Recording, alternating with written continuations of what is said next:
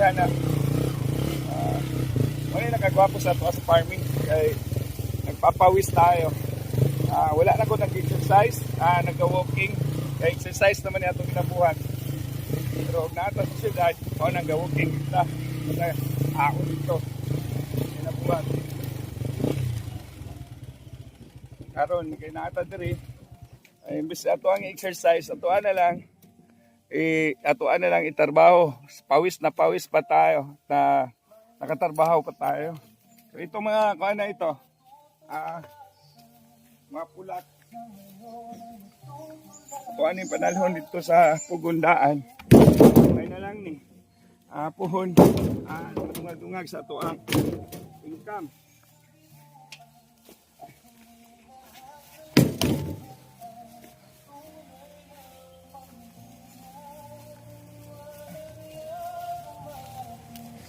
O ni mga pulak sa ato ang gikumpay. Pakita sa ato ang giaginak. Dito ba sa kumpay, ato nga kumpayan. Uga. Na gahapon pa ta nagsugod diri. Ali.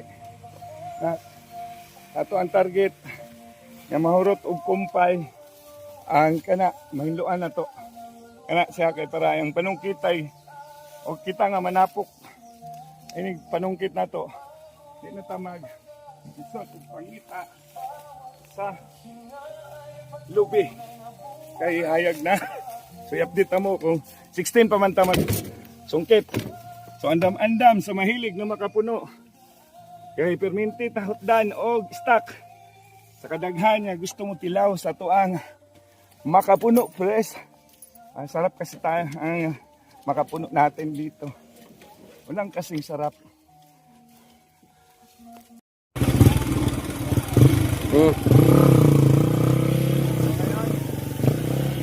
Uwi na tayo kasi napakain na natin ang ating mga baka. Bukas na naman tayong maaga. Nagpunta ako rito, nagpas ako, pakain sa baka. Alas 5, madilim pa para pili katol, hindi makatik. Hindi pili katol ang kumpay kay kung uto na katol tayo. Let's go.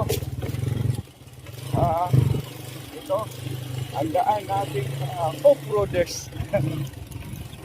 Ang kalamangan dito sa lupa namin, dapil lang kasada ito. Medyo lang malayo sa bahay namin. Pero at least limitado na lahat dito ang daan. At salamat tayo kay Gundala kasi kanyang programa ito.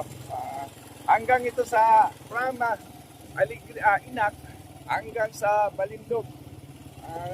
Dito rin ang Pillar City Provincial longest bridge road matatagpuan. Yan. Okay, bye-bye for now.